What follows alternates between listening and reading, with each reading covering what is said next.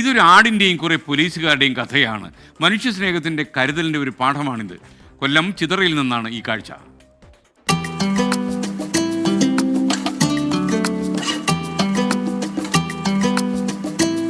അമ്മിണിക്കുട്ടി എന്ന ഈ ആട്ടിൻകുട്ടിയാണ് കൊല്ലം ചിതറ പോലീസ് സ്റ്റേഷനിലെ പുതിയ താരം.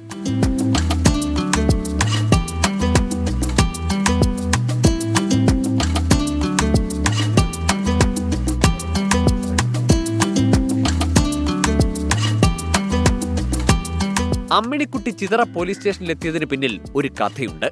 ഒരു കേസുമായി ബന്ധപ്പെട്ട കഥ. കഴിഞ്ഞ ഏതാനും ദിവസങ്ങൾക്ക് മുൻപാണ് ചിതറ കല്ലുവെട്ടാംകുഴിയിൽ അനധികൃതമായി പ്രവർത്തിച്ച ഗ്യാസ് ഫില്ലിംഗ് കേന്ദ്രം പോലീസ് പിടിച്ചെടുത്തത്. വീട്ടിലുണ്ടായിരുന്ന 3 പേരെയും കോടതി റിമാൻഡ് ചെയ്തു.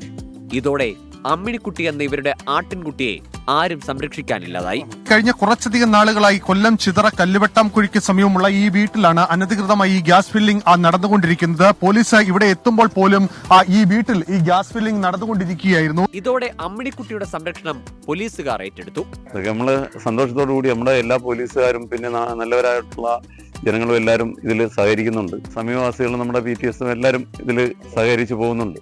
അമ്മിണിക്കുട്ടിക്ക് രാവിലെയും ഉച്ചയ്ക്കും വൈകിട്ടും ഭക്ഷണം നൽകി ഓമനിച്ച് വളർത്തുകയാണ് ചിതറ സ്റ്റേഷനിലെ ഉദ്യോഗസ്ഥർ. പോലീസിന്റെ ഈ നല്ല പ്രവൃത്തി കണ്ട പ്രദേശവാസികളും അമ്മിണിക്കുട്ടിക്ക് ആഹാരം നൽകാൻ തുടങ്ങിയിട്ടുണ്ട്.